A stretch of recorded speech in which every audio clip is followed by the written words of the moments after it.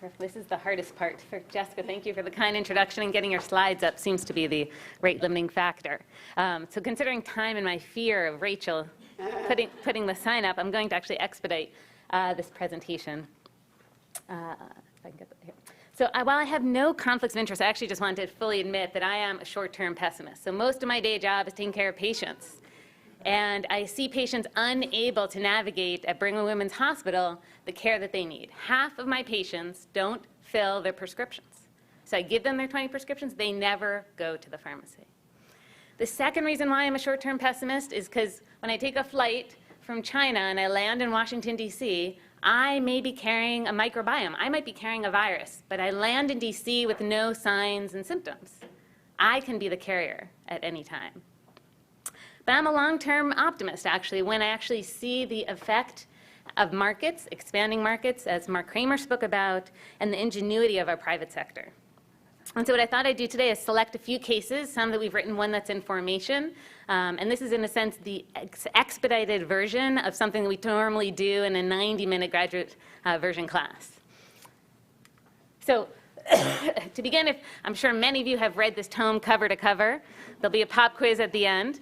But just to remind ourselves that when we speak about value-based healthcare delivery, and this is to remind ourselves Michael Porter has been writing about value in many forms now for 25 years, and with his colleague Elizabeth Teesberg, he defined value as patient health outcome over the unit of costs.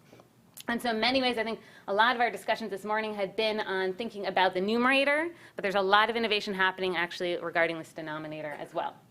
The second piece I just want to mention that we talk about with our graduate students is this notion of transitioning from volume to value. This is actually standard in the American healthcare marketplace right now, that we are saying we are not looking only exclusively for efficiency and effectiveness.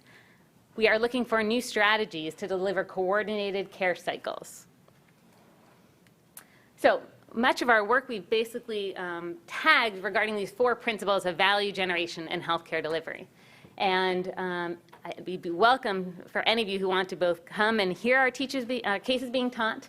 I'm going to focus on a few cases that talk about the configuration, the sequence of care delivery in a value chain. There's both prevention value chains and care delivery value chains.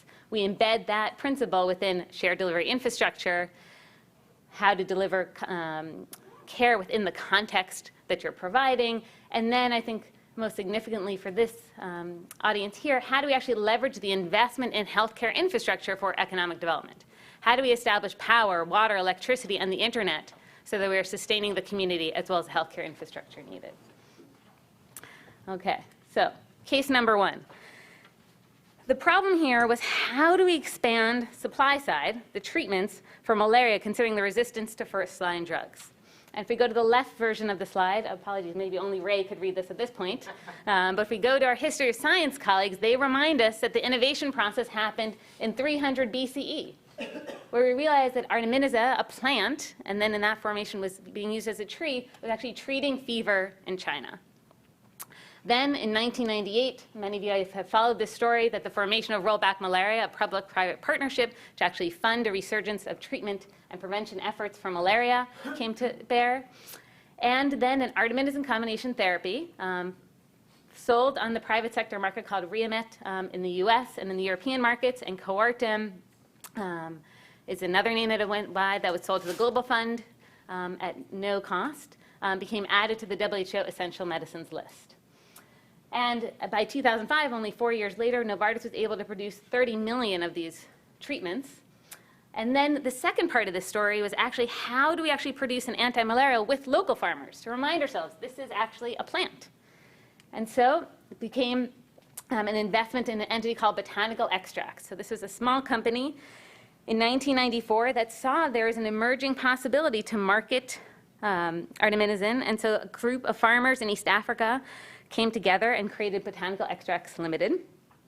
Now, they unfortunately faced an issue. Number 1, their ability to actually extract the artemisinin from the plant was limited, and they were affected by, as you can imagine, demand shortfalls, heavy financial burdens, and the unnerved farmers as changes in the market. And so, for example, between 2004 and 2005, based on the WHO forecast, Novartis increased its production of Coartem by 725%. It went from 4 million treatment doses to 33 million doses. But the demand at that point was 9 million. There was a mismatch between demand and supply. Novartis absorbed the majority of these losses and maintained its commitment to the Shortterm program and to Botanical Extracts. And years later, the projections have stabilized to ensure the Botanical Extracts can produce and extract artemisinin. Of note, a footnote to this story, in 2009, many of you have probably followed that Novartis won the first product review voucher. And the last product review voucher that's been sold on the market, it was transferred from one company to the next, was sold for $350 million. Case number 2. So Ocelot is a long-lasting Malaria Bednet, and Sumitomo Chemical is a Japanese chemical company, and they licensed its technology to a small company in Tanzania, which initially had 3 sewing machines. It is now the largest employer in Tanzania. Most of its business is this long-lasting Malaria Bednet that's being manufactured in the country of Burden. And then my third story here, and I apologize, so I'll just take a moment to explain. So as a clinician, when I leave the room of a patient, I have 5 unanswered questions. And if I am functioning as a sole provider and I don't have colleagues and consultations to go to, people and many providers do go to Google and they do go to Wikipedia. And in the American market, we know that most American physicians do go to an evidence-based source. 93% of them actually go to UpToDate, which was bought by Wolters Kluwer early in 2000. And so 8 years ago, Wolters Kluwer and UpToDate offered a donation process, i.e. this is a scaled software as a service globally to global health providers. And this is a snapshot of the providers that had access to UpToDate prior to the Ebola cases being represented. And I apologize, only again, Ray can see the line here. But the green line is showing us where the people who received the UpToDate donation, when they were going to the card explaining Ebola, signs and symptoms of Ebola. The red line is when the providers are looking at Google searches, and the blue are the number of cases being reported. So not only are we providing evidence-based medicine by the software as a service, we could possibly use the usage pattern data to project pandemics. And last, which I think we've alluded to this morning, is tobacco. And I think many of us in this room are following this story about CVS and its announcement in February 2004 that it will stop selling tobacco products in its 7,600 stores. It's doubled its monthly smoking cessation visits. It's increased its investment in minute clinics. And as we know, it has, since August 2015, have a hit of $2 billion in sales, though its stock prices are on the rise. And so we're all following this story carefully as not only a moment of leadership from CVS and its president and CEO, but the effect on the market overall of convenience care. And as we expand convenience care and think of it as preventative care, how does that affect convenience care and the primary health care market? So I'll just end here that I think these 4 cases illustrate some of the principles of shared value that Mark and Kyle have documented beautifully. Number 1, about redefining productivity in the value chain, the story of the artemisinin combination therapy and evidence-based medicine, reuse, and redesign of products and markets, including the long-lasting Malaria Bednet. And then how do we build supportive industry clusters? How do we build an industry regarding smoking cessation?